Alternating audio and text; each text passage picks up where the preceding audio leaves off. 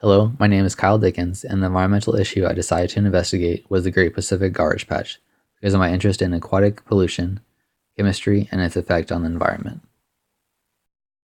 The Great Pacific Garbage Patch was discovered in 1997 by Charles Moore during a sailing trip. Because of the currents in the Pacific Ocean, there is an area known as the North Pacific Gyre, which acts as a whirlpool, keeping anything that is freely floating trapped within this one area. Some items that are commonly found in the patch are pen caps, plastic shopping bags, milk jugs, and miles of abandoned rope.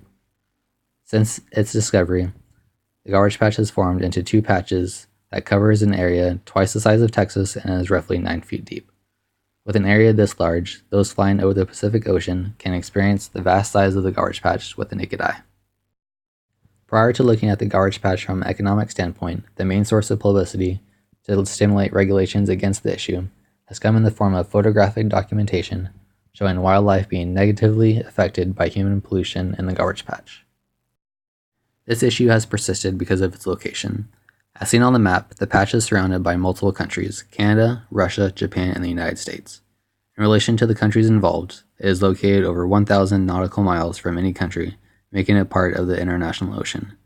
Current regulations make countries only responsible for areas within 200 nautical miles from shore.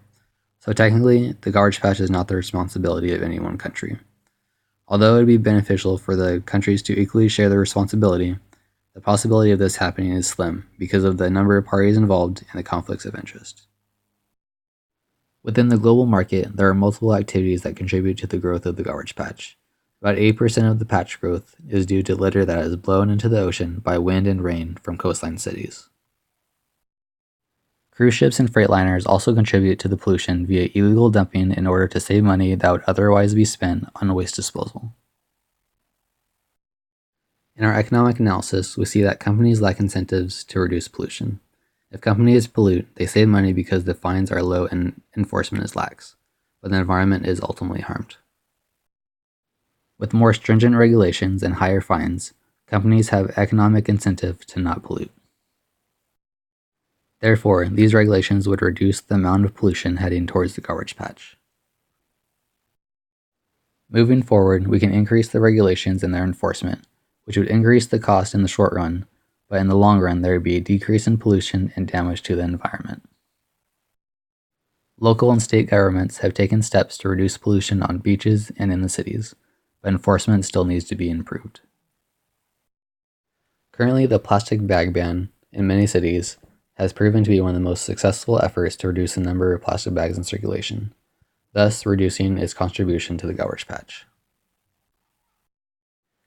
Nonprofit and state organizations like Solve have begun to pop up along coastal cities. These groups focus on reducing garbage and pollution found along the coastline and hopes to reduce the size and negative effects of the garbage patch. If you let a plastic bag float out of your hand and land in the ocean as you stroll along the coast, I hope now you understand where it will end up for at least 10 years and the animals it has the potential to harm. By providing this screencast and discussing the issue of the Great Pacific Garbage Patch, I hope to shed light on this out-of-sight, out-of-mind subject so that more proactive regulations are put into place. Thank you for listening and spreading the word about this issue.